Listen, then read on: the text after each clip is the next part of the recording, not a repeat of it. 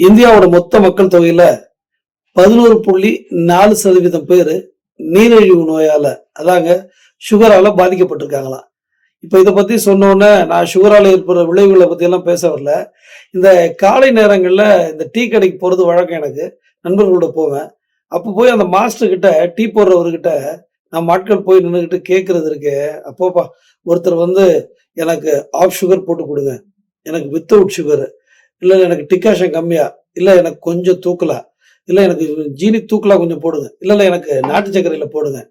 இப்படி பார்த்தீங்கன்னா, காலையிலேயே அந்த மாஸ்டர் படுத்துற டென்ஷன் இருக்கு. அளவு கடந்த டென்ஷனுங்க. போன மாசம் தான் கேட்டேன் உங்களுக்கு சுகர் இருக்கான்னு. இல்லன்னு சொன்னாரு. இன்னைக்கு காலைல போய் கேட்கிறேன். அவரு சார் டெஸ்ட் பண்ணேன் சார். சுகர் இருக்குன்னு டாக்டர் சொல்லிட்டாரு. ஆமா ஒரு அளவா டென்ஷன் ஆனா தானே, வர்றவங்க எல்லாரும் ஒட்டு மொத்தமா டீ போடுங்கன்னு சொல்றதில்ல. அத போடுங்க, இத போடுங்கன்னு சொல்லி, ஐய்யய்யோ! ரொம்ப டார்ச்சர் சார். ஆமா உங்களுக்கு சுகர் இருக்கா சார்? என்ன இப்படி கேட்டீங்க? எனக்கு ஒரு ஹாஃப் சுகர் போடுங்க அப்படின்னு நான் சொன்னேன். அவர் சிரிச்சுக்கிட்டு, "பாத்தீங்களா சார், நீங்களும் நம்ம லிஸ்ட்ல தான் இருக்கீங்களா? சரி பாருங்க" அப்படின்னு சொல்லிட்டு டீ போட ஆரம்பிச்சாரு.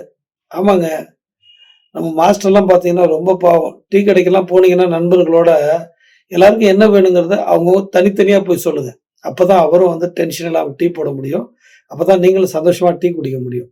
நன்றி, வணக்கம்.